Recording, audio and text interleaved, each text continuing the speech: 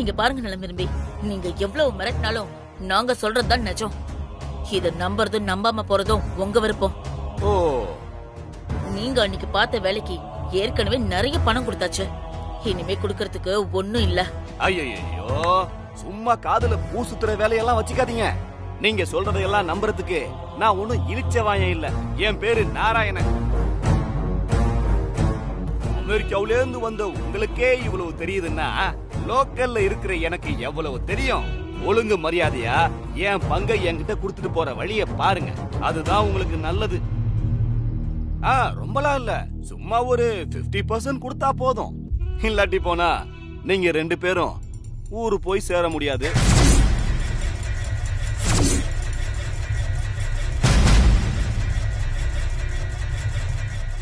அதை எப்ப குடுக்குறீங்க, எப்படி குடுக்குறீங்கன்னு நல்லா உட்கார்ந்து 6 அமர யோசனை பண்ணி என்கிட்ட சொல்லுங்க.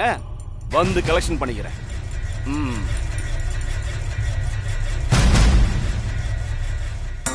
இது யூஎஸ்ல இருந்து என் ஃப்ரெண்டு கொடுத்த பென் டிரைவ். இதுல ஹேக்கிங் சாஃப்ட்வேர் இருக்கு.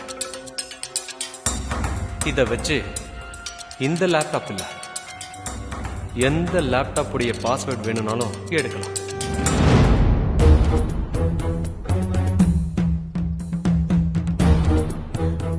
காசே இல்லங்கிற நம்பாம 50% பங்கு வேற கட்டிட்டு போறான். சரியான லூசா இருப்பான் போல. ஷோ, இப்ப இவனை வேற சமாளிக்கணுமே. ஐயோ, அந்த லேப்டாப்ப யாருதான் எடுத்திருப்பா? காசு பணம் மட்டும் இல்லனா யாருமே நம்மள மதிக்க மாட்டாங்களே. முக்கியமா என் ஃப்ரெண்ட் நிர்மலா. நான் அவகிட்ட என்னன்னு சொல்லி புரிய வைக்கிறது? கடவுளே.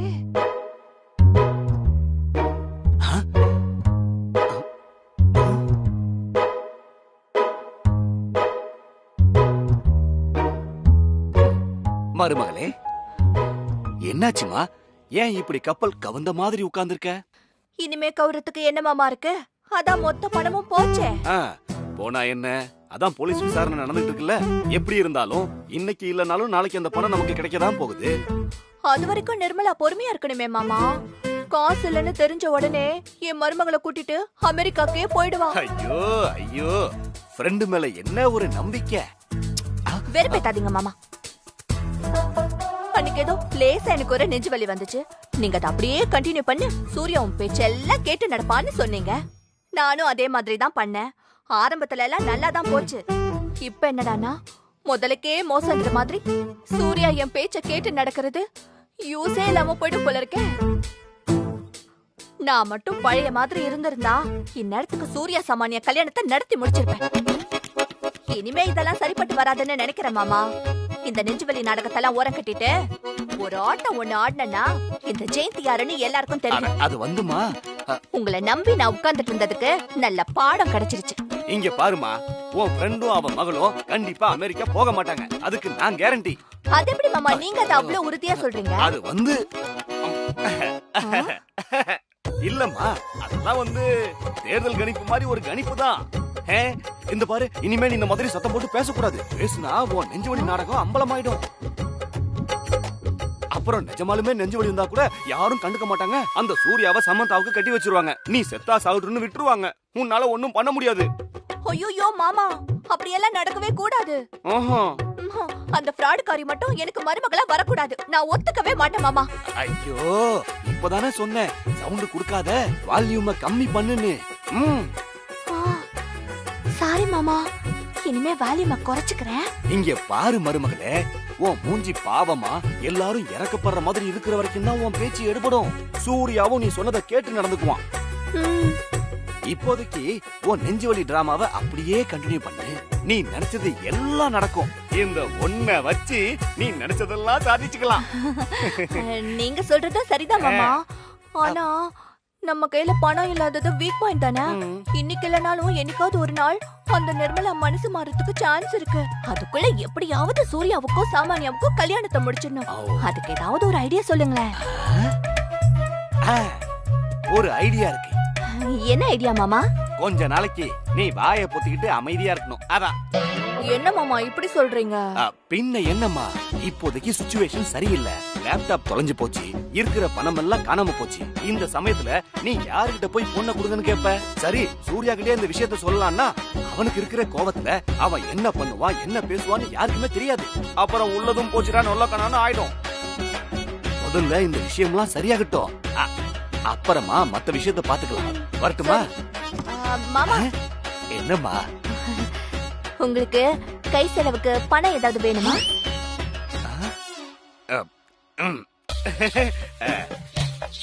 இப்போதைக்கு ஒன்னும் தேவையில்லம்மா. இருந்தாலும் நீ ஏன் மனசு வந்து கேக்குற? எப்படி வேண்டான்னு சொல்றது? என்ன குடுக்குறியோ குடு, நான் தப்பா எடுத்துக்க மாட்டேன். சரி சரி, என்கிட்ட இப்போதைக்கு 20,000 ரூபாய் தான் இருக்கு. போதுமே. அத நான் தரேன், தப்பா நினைச்சுக்காதீங்க. வர மகாலட்சுமிய வேண்டான்னு சொல்லி யாராவது தப்பா எடுத்துப்பாங்களா? அதுவும் நான் நினைக்கவே மாட்டேன். குடு. சரி மாமா, அது வந்து உங்ககிட்ட எப்படி சொல்றதுன்னு. ஏன் எதுவா இருந்தாலும் தேங்காய் உடைச்ச மாதிரி பட்டுன்னு கேளு. அப்ப சரி மாமா, உங்ககிட்ட காசு இல்லன்னு லேப்டாப் அடமான வச்சிருந்தா திருப்பி கொடுத்துருங்க மாமா. என்ன பார்த்தா உனக்கு எப்படி தெரியுது? இல்ல என்ன பார்த்தா உனக்கு எப்படி தெரியுதுன்னு கேக்குறேன். 24 மணி நேரமும் இந்த குடும்பம் நல்லா இருக்கணும்னு மாறா உழைச்சிக்கிட்டு இருக்கேன். நீங்களும் இந்த குடும்பமும் நல்லா இருக்கணுங்கிறதுக்காக சதா சர்வ காலமும் சாமியை வேண்டிக்கிட்டு இருக்கேன். அதை விட்டுதல்லு. உனக்கு நான் எவ்வளவு உதவி பண்ணிருப்பேன், எவ்வளவு ஐடியா கொடுத்திருப்பேன். என்ன பார்த்து இப்படி ஒரு கேள்வி கேக்குறியே? நான் என்ன உனக்கு அவ்வளவு கேவலமா போயிட்டேனா? இனிமே என்கிட்ட பேசாத, என்கிட்ட ஐடியாவும் கேட்காத, நீயே எல்லாத்தையும் பாத்துக்க. ஐயோ மாமா மாமா, கோவப்படாதீங்க மாமா, பொறுமையா இருங்க. சாரி சாரி, தப்பா நினைச்சுக்காதீங்க மாமா. தப்பா நினைச்சுக்கிட்டேன். ஐயோ மாமா, நான் சொல்ல வந்ததே வேற. நீ ஒண்ணும் சொல்ல வேண்டாமா, நான் போறேன். மாமா, நான் சொல்ல வந்தத ஒரு நிமிஷம் கேளுங்க மாமா. நீங்க அப்படி எல்லாம் பண்ணிருக்க மாட்டீங்க. இருந்தாலும் இப்படி நடந்திருக்குமோ அப்படி நடந்திருக்குமோன்னு மனசுலயே வச்சுட்டு வெளியில நடிக்கிறதுக்கு பதிலா நேரடியா கேட்டலாமேன்னு தான் மாமா கேட்டேன். மருமவளே, என்னையா திருடன்னு சொல்ற? உனக்கும் ஒரு பிளான் பண்றேன். பரவாயில்ல, மனசுல எதையும் வச்சுக்காம பட்டுன்னு கேட்டுட்டல. உன் நேர்மை எனக்கு ரொம்ப பிடிச்சிருக்கு. Keep it up. இருந்தாலும் அந்த லேப்டாப்ப நான் எடுக்கல. என்ன நம்பு. நம்பல இல்ல, நான் வேணா சத்தியம் பண்ணட்டுமா? மாமா மாமா, நம்பிட்ட மாமா. சரி, வரட்டுமா?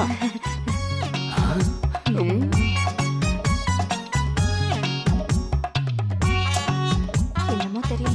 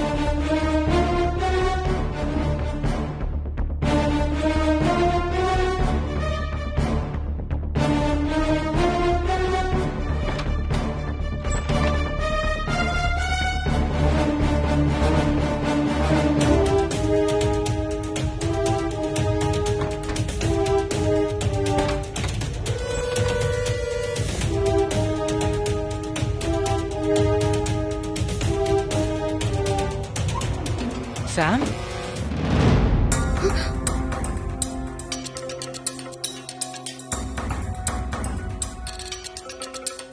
இங்க என்ன பண்ணிட்டு இருக்க? லேப்டாப் தேடி வந்தேன். நாங்க இந்த ரூம் ஃபுல்லா தேடிட்டோம், எங்கேயுமே இல்ல. நீ தேடுறதெல்லாம் சுத்த வேஸ்ட். நம்ம எனர்ஜி தான் லாஸ் ஆகும். ஒருவேளை அந்த லேப்டாப். ஐயோ சாம், போதும், முடியல. இதே கேள்விய பல பேரு பல விதமா கேட்டுக்கிட்டு இருக்காங்க. நானும் பல வித ஆங்கிள் யோசிச்சு சொல்லிட்டேன். எங்க போயிருக்குன்னே தெரியல. இங்க பாரு சாம், நீங்க இருக்கிறத வேற யாராவது பார்த்தாங்கன்னா தேவையில்லாத பிரச்சனை தான் வரும். வா போலாம்.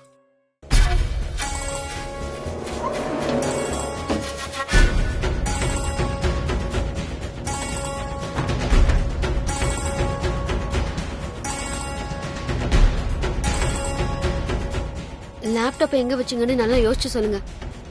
இங்கதான் வச்சேன், வேற எங்கேயும் வைக்கல. எனக்கு நல்ல ஞாபகம் இருக்கு.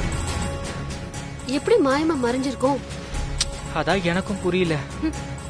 நாம ஏதாவது ஒரு பொருளை தொலைச்சிட்டா சார் தாம் தம்னு குதிப்பாரு. ஆனா இப்போ அம்மா தாயே, தப்பு என்னோட தான். நான் தான் தொலைச்சேன். நீங்க யாரும் தேட வேண்டாம், நானே பாத்துக்கிறேன். தயவு செஞ்சு இங்க இருந்து கிளம்புங்க.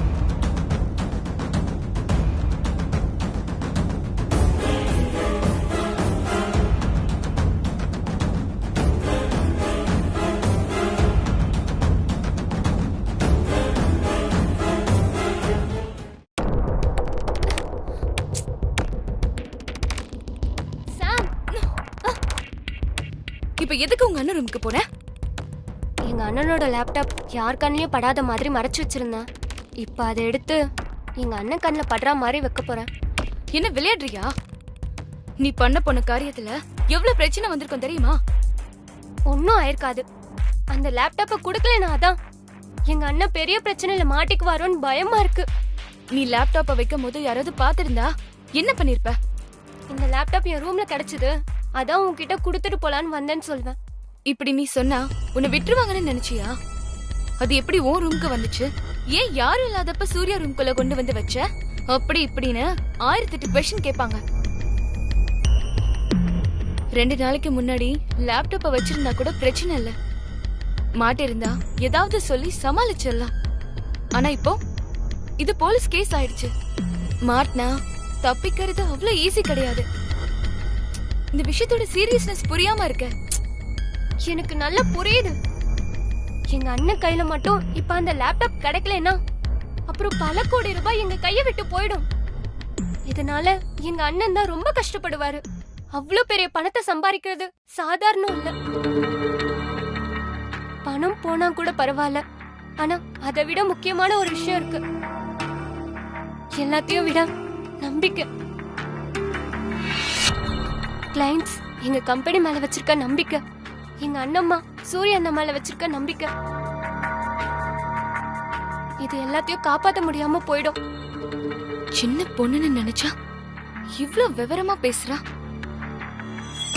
அந்த அபி நல்லவன்னு உங்க பேச்ச கேட்டு அவன் கூட பழகுன பாருங்க. என்ன சொல்லணும்? நான் சொன்ன உடனே பழகுன சரி, அதுக்காக லேப்டாப் எடுத்து கொடுத்துருவியா? யோசிக்க மாட்டியா? எது கேட்டாலும் நான் டீனேஜ், எனக்கு எல்லாம் தெரியும், யாரும் அட்வைஸ் பண்ணாதீங்கன்னு சொல்லுவேன். இப்போ தப்புதான். அதுக்குதான் இப்ப யார்கிட்டயும் சொல்லவும் முடியாம மெல்லவும் முடியாம ஒரு அவஸ்தையில இருக்கேன். இங்க பாரு லீலா, நான் உன்னை பிளேம் பண்ணல. பணம் கையை விட்டு போனது எனக்கும் வருத்தம் தான், இல்லன்னு சொல்லல. அதுக்கு இந்த மாதிரி நேரத்துல நீ இந்த மாதிரி நடந்துக்க கூடாது. அவையே கால் பண்ற வரைக்கும் நீ கொஞ்சம் பொறுமையா தான் இருக்கணும்.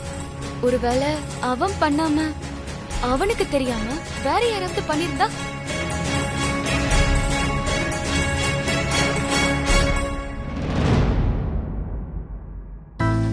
யாருக்கு தெரியும், என்ன வேணா நடந்திருக்கலாம்ல.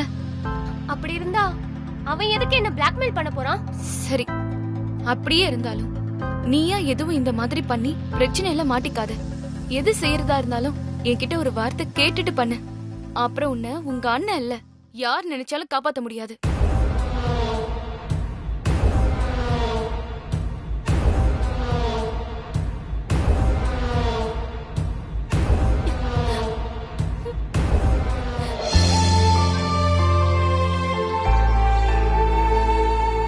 அம்மா, உட்காருப்பா. சொல்லுமா, என்ன விஷயம்? எதுக்கு வர சொன்ன? உடம்புக்கு ஏதாவது முடியலையா? நல்லா இருக்கல்ல? நான் நல்லா இருக்கிறதும் நல்லா இல்லாம போறதும் உன் கையில தான் இருக்கு சூர்யா. என்னம்மா சொல்ற? சாமானியா, வாமா. டேய், என்னடா நீ பாட்டுக்கு எந்திரிச்சிட்ட? அம்மா ஒருத்தி பேசிட்டு இருக்கல, அதுக்குள்ள என்ன அவசரம் உனக்கு? நான் தான் அவளை வர சொன்னேன். இத பாரு சூர்யா, நீ சாமானியாவை கல்யாணம் பண்ணிக்க. அது விஷயமா உன்கிட்ட பேசணும், அதுக்காக தான் அவளை வர சொன்னேன். மா, இருக்கிற பிரச்சனையில இப்ப இத பத்தி பேசணுமா? பேசிதாண்டா ஆகணும். நான் ஊர்ல இல்லாதப்போ நீயும் சமந்தாவும் அடிச்ச லூட்டி எல்லாம் எனக்கு தெரியாதுன்னு நினைச்சிட்டு இருக்கீங்களா? அந்த நாடகக்காரி சத்தியம் பண்ணி கொடுக்கற மாதிரி கொடுத்துட்டு இல்லாத வேலையெல்லாம் பண்ணிருக்கா. அவ பண்ண சத்தியத்தை மீற மாட்டான்னு நம்பின பாரு, என்ன சொல்லணும்?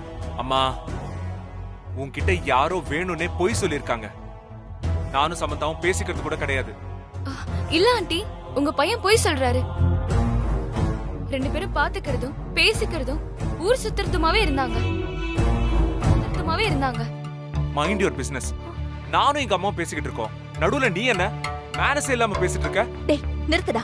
ஏன் முன்னாடி அந்த பொண்ணை இப்படி எல்லாம் பேசுறியே? நான் இல்லாதப்ப அவளை என்னெல்லாம் பாடுபடுத்திருப்பேன். அம்மா அப்படிலாம் எதுவும் இல்லம்மா. நீ சொல்ற எதையும் கேட்க நான் தயாரா இல்ல. நீ சாமானியமா கல்யாணம் பண்ணிதான் ஆகணும், வேற வழியே இல்ல. மா சொன்னா புரிஞ்சுக்கோ, என்னால இவளை கல்யாணம் பண்ணிக்க முடியாது. ஏன் முடியாது? சொல்லுடா, உன்னதான் கேக்குறேன், ஏன் முடியாது?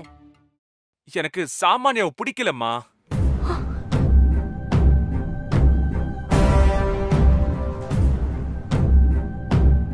சூர்யா, இதுதான் உன் முடிவா? நான் உன்கிட்ட எல்லாம் பேச கூட விரும்பல. உனக்கு எத்தனை தடவை சொன்னாலும் உரைக்காதா? நான் எங்க அம்மா கிட்ட பேசிட்டு இருக்கேன், நீ வாயை முட்டு போ. டேய் ஏய் சாமானிய சாமானிய நில்லுமா, நான் சூர்யா கிட்ட பேசுறேன். ஐயோ என்னடா இது? பாரு பாவம்டா, எப்படி கோச்சிட்டு போறா பாரு. அவ போய் அவங்க அம்மா கிட்ட ஏதாவது சொல்லிட போறா. போய் அவளை சமாதானப்படுத்து போடா. நான் ஏமா சமாதானப்படுத்தணும்? இங்க ஏகப்பட்ட பிரச்சனை போயிட்டு இருக்கு.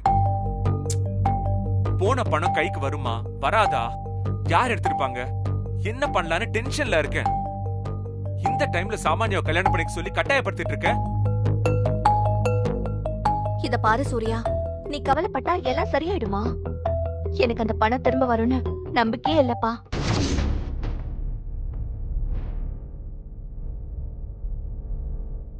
இந்த வீட்ல இருக்கவங்க எல்லாம் உனக்கு பொறுப்பு இல்ல, நீ அசால்ட்டா இருந்ததுனாலதான் பணம் எல்லாம் போயிடுச்சுன்னு சொல்லிட்டு இருக்காங்க. உன் பிரச்சனைய சால்வ் பண்றதுக்கு அம்மா ஒரு ஐடியா சொல்றேன், அதுபடி நடந்துக்கப்பா.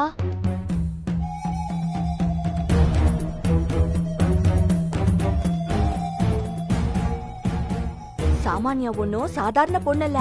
500 கோடிக்கு மேல அவகிட்ட சொத்து இருக்கு. நீ மட்டும் அவளை கல்யாணம் பண்ணிக்கிட்டேன்னு வையேன், அவகிட்ட இருந்து கொஞ்சோண்டு பணத்தை வாங்கி நம்ம பிரச்சனை எல்லாம் தீர்த்தலாம். அப்படியும் இல்லையா நம்ம எல்லாரும் அமெரிக்காக்கே போய் செட்டில் ஆயிடலாம்.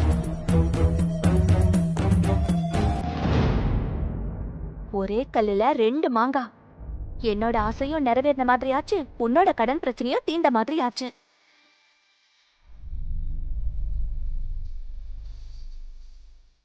இந்த மாதிரி சமயத்துல இப்படிதான் புத்திசாலித்தனமா முடிவெடுக்கணும். ஓ, அம்மாவும் புள்ளையும் இப்படி திட்டம் போடுறீங்களா? ஜெயந்தி, நீ லேசப்பட்ட ஆள் இல்ல. இத பாருப்பா, அம்மா உன் நல்லதுக்காக தான் சொல்வேன். நிதானமா யோசிச்சு ஒரு நல்ல முடிவா எடுப்பா, சரியா? நான் போய் அவளை சமாதானப்படுத்துறேன்.